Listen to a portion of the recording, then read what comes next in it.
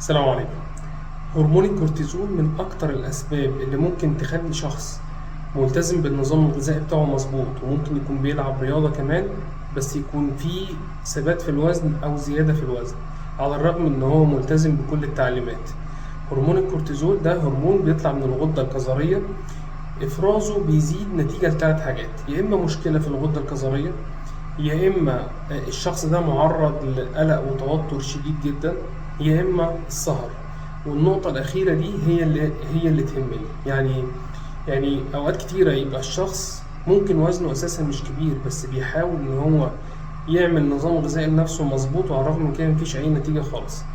بسبب إيه؟ بسبب السهر لساعات طويلة. ده بيخلي هرمون الكورتيزول يطلع بكميات كبيرة، وده بيخلي البنكرياس يفرز كميات انسولين بصورة اكبر من الطبيعي، وبالتالي مش هيكون في حرق على الاطلاق، العكس بيكون في تخزين دهون زيادة في منطقة البطن، وده بيخلي يحصل مقاومة انسولين.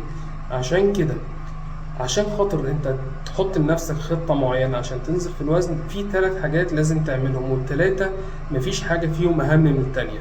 اكلك لازم تنظمه، النوم لازم تظبط مواعيد نومك في مواعيد منتظمة، تنام من 7 ل8 ساعات في اوقات كويسة، في اوقات بدري. تالت حاجة الرياضة. التلاتة دول هم المثلث اللي احنا بنلعب عليه عشان خاطر توصل للهدف بتاعك.